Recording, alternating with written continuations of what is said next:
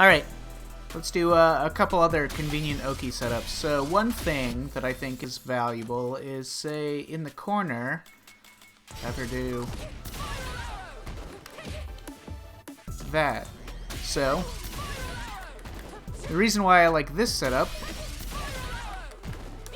and setups similar to this, is that if it gets perfect parried by the opponent,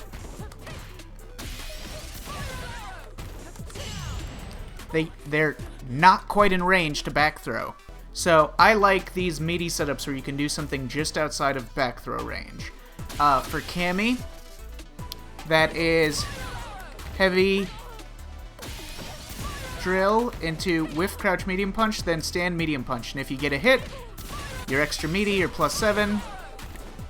You can do that.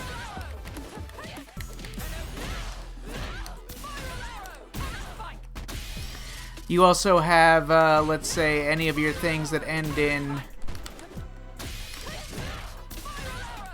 this. You can whiff jab and then do crouching heavy punch. It should be +9 if you do it correctly, which you can do into stand fierce. And if that gets perfect parried, they can't back throw you. Also safe to parry are safe jump setups. So Cammy, not usually known for being a safe jumpy character, but she does have, if you do any of these target combos that go up in the air, and then at the apex of the jump you do that, forward dash, forward jump, you get a mid-screen safe jump. Works in the corner too, obviously. Punk uses this one. I've seen Punk use this one. I don't necessarily like it in the corner. Where in the corner, if you land anything drive rush into back roundhouse, if you get back roundhouse, you can do light spiral arrow, forward jump. You can get a safe jump like that too. Other meaty setups, other Oki setups. You of course have medium drill and mid-screen. Usually, on most circumstances, you can forward dash and do a meaty standing medium punch. Or heavy drill, you can do a forward dash, meaty, crouch fierce. That being said, for the medium drill one, if you're out here and you get like that, you're technically too far away. If you're farther out and you get like light kick into that, the medium you're extra plus, so the same conversion won't work. However, you can sometimes get a meaty crouch fierce, but then you won't be in range to get anything good off of it. You just get like a sweep or something if you're... And then you have a setup that you know, may or may not decide to use at any given point, which is anything that you do that goes into drive rush back roundhouse. So that includes, I don't know, just getting a punish on something, or canceling and then confirming their standing, or off of a DI you can get drive rush back roundhouse. Any situation where you can get it, let's say you get it, you can do drive rush back medium punch after it, walk forwards jab to air reset them. And then you can forward dash.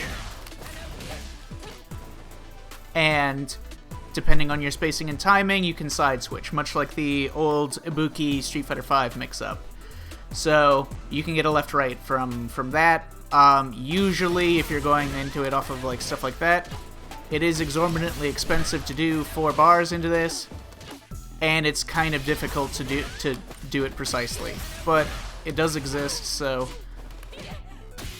Again, one benefit of left-rights, in this game especially, is that it can make inputting an EXDP really awkward. So, let's say you're playing a DP character, and a character that usually anti-airs with a DP, and the opponent suddenly side switches in a way you weren't expecting. You can oftentimes, if you do like a neutral jump or something, confuse an opponent who is preparing to anti-air on one side and make it awkward for them if they were expecting to anti-air with a DP. So I like neutral jumps on left-rights or just the throws themselves. Neutral jumps will also help bait out tap parries. to deal with the left-right.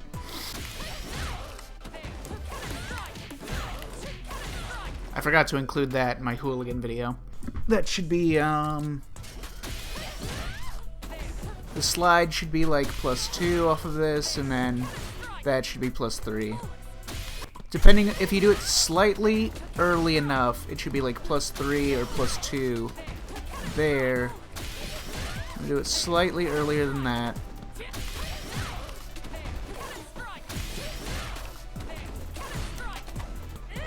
And then you'll still be in throw range.